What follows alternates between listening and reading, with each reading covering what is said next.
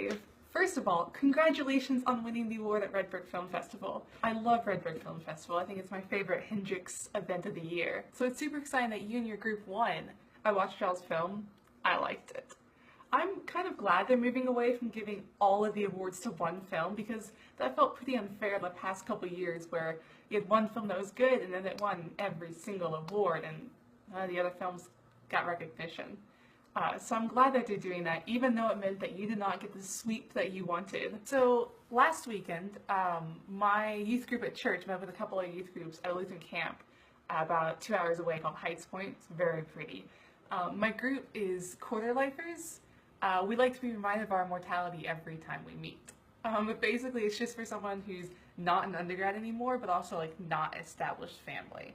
So that gray area, we're a quarter of our way through the life, which is terrifying. Every time we meet, I'm like, great, I got 25% behind me. Anyway, we met to do a service project at the Lutheran camp. It's situated on the lake of the Ozarks. Is the lake system that it was situated on. Anyway, the point is, it was gorgeous. And on Saturday, we broke into small groups to do various projects around the camp. I ended up on the post hole digging group, which I don't know how much I told you about my spring break trip, but I walked away from my spring break trip going, Concrete Lane is the worst. And I thought, that was that? Well, I'm glad I'm able to tell you that post hole digging is the worst.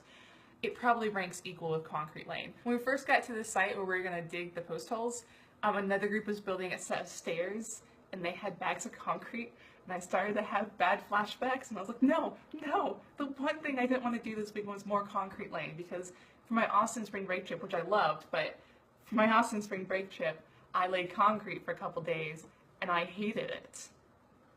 Recently I was at a stoplight and there was some people doing construction work near the McDonald's and they were laying concrete, and I just watched them being like, I am so sorry, like that is such a hard job. Like obviously these guys were more prepared than I am for manual labor, but still, like it's just a rough job. But anyway, I didn't have to lay concrete at High Point, thank goodness. I had to dig post holes, which is actually just as bad. It should be unsurprising just how unfit I am for manual labor. I mean, I spend my days teaching and grading and doing homework and learning and researching and doing a bunch of crap that involves me sitting down at a desk. My daily activity is walking from the church where I park to the physics building, which is like half a mile. So I'm like, yo, dude, I'm getting my exercise. But then I try to do like actual manual labor and it kills me. So we had to dig these holes to put some posts in. Surprise. About 3 feet down into rocky soil. So I just want to sit there for a second and let you imagine digging through rocky soil for 3 feet with a post hole digger. It's not like a shovel. It's not like you're just sitting there shoveling. You have like these two shovels that go like that, and you open them and you spear them into the ground, and then you close them and pull them back up. I don't know how much manual labor you've done, so I feel the need to explain. It's kind of a lot harder than it sounds. I was like, oh, 3 feet, whatever. That's not that big of a deal. It is. And then whenever you get rocks, you have to get this thing, I call it a pike because that's what we call it in Honduras. I don't know if that's the actual name.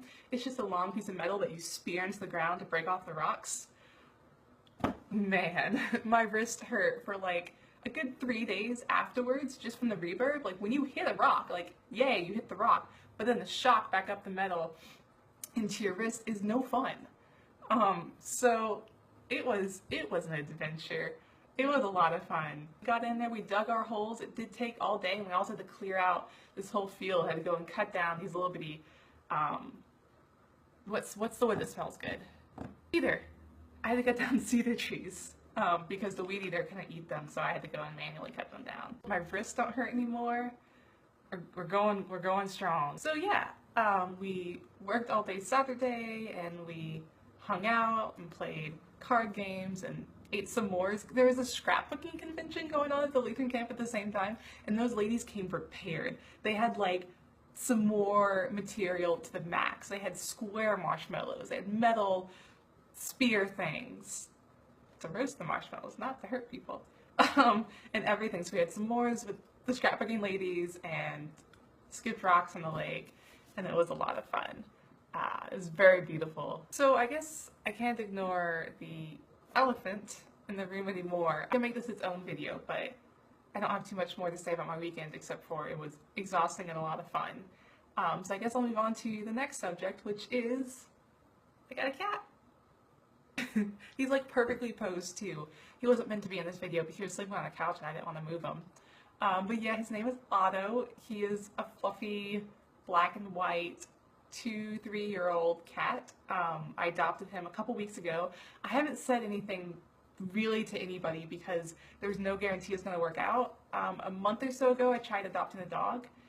She was a sweetheart. Her name was CJ. She's a lab mix, and it was just the worst fit. It did not work out at all. She had really bad separation anxiety, and I realized I wasn't home that often, so it just didn't work out. So I waited a couple weeks and I was like, you know what, I think a cat would fit my lifestyle better. I love dogs, but I was like, I think a nice quiet cat would fit my lifestyle, because my dog, she would howl whenever I was gone, and I was getting complaints from my neighbors and calls from management, and it was just not working out.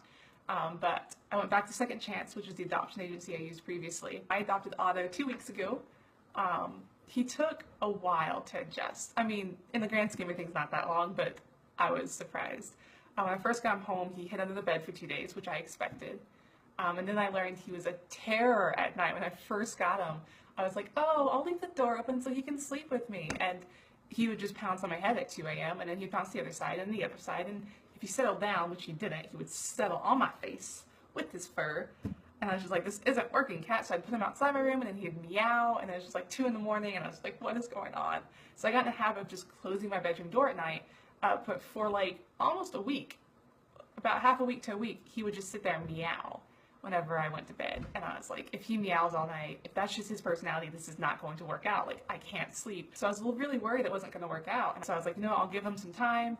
If he does adjust, great. If he doesn't, I'll have to take him back, because it just wasn't a good fit. But luckily, as you can see, he adjusted pretty well. He hasn't cried at night in over a week and a half. So he got over that pretty quickly. Yeah. So he sleeps a lot. He has an eye infection. I have to schedule vet appointments. He's adorable. He likes to sleep on top of my love seat, which is really narrow. And he's a small cat, but he's not that small. So I have these really cute photos of him like clawing on for dear life, because he doesn't really fit, but he likes to sit there anyway. I still have a dog bed, and I was like, oh, maybe the cat will sleep on it. Not at all. So I have this like massive dog bed in my bedroom that no one sleeps on. Doesn't play too often. He'd rather just sit. I came home once and I was like, oh, you poor thing, you've been home alone all day, I'll play with you. And I think I scared him. He's scared by a lot of things. He's getting a lot better, but when I first got him, he was scared by his shadow, he was scared by my neighbors coming home, he thought the sky was falling whenever they came home from work, he was scared by my printer, he's scared by the air conditioning, he's scared by literally nothing. He would just sit there and look at the wall all of a sudden, and I'd be like, chill, cat. Well, he's gotten a lot better. It took him a while to be out in the living room and not be underneath something. So like that is progress right there. It's great. We're getting along great. I think it's gonna work out. So it's final season. I know you're like removed from the academic struggle, which is beautiful, but holy cow, I'm not. Yeah, it's bad. It's bad. This week is the week before finals, and this week I have thermodynamics, 2 assignments basically due on Tuesday. I have electrodynamics due on Wednesday. I have electrodynamics final on Thursday, and I have a quantum assignment due Thursday. And you know, I'm supposed to be like researching and doing all this crap. And the week after that, I have my other finals, and I have to proctor and grade the final for the general physics course. And it's bad. It's bad. The stress levels are rising. That's so cool. You're thinking about getting your master's at UCA. I mean, even though right now I'm not a huge fan of grad schools in general, but in about a week and a half, I'll be like, oh yeah, grad school's so cool, you get to like learn stuff and do research, and then I'll just be like, then we can chat. Until then, we should not chat about you going to grad school, because I won't have nice things to say. But let me get through final seasons, and then we can talk about a master's in, what, Eastern history? No, I'm gonna cut this out and pretend like we know each other a bit better. You thought I was Methodist. You thought I was Methodist for like 3 years, so it's alright that I can't remember your specialty for history. Look at that. Look at that fake muscle. It's not real. Don't be fooled. It's amazing how much you can do when you know what you're doing. Oh my gosh, this group is building a set of stairs on the opposite side where we were digging our holes, and like their form, like the form they built for the concrete was just like beautiful. And And I thought back to the ramp I built in Austin, Texas, which was the opposite of beautiful and the opposite of up the code. And I was like, wow, like, it'd be so cool to work with people who know what they're doing. I always think it'd be cool to be like an apprentice for like a carpenter. I mean, how's that going to fit into getting a PhD in physics? I don't know. But I always thought that'd be kind of cool to like learn this physical trade from someone who actually knows what they're doing. I think that'd be a lot of fun. But until I run off to become a carpenter, I guess I'll get a PhD in physics. So I hope all is well. I hope you're still coasting on your victory from Red Brick Film Festival. And I hope you are still idealistic about your grad school dreams, which I'll join you in a week and a half. I'll be idealistic too. But until then, I'll end this video with a close-up of my cat, Otto, just to show you a little bit, maybe his face, because you can't see that from here. And I look forward to your eventual reply. Okay, bye. Hey Otto,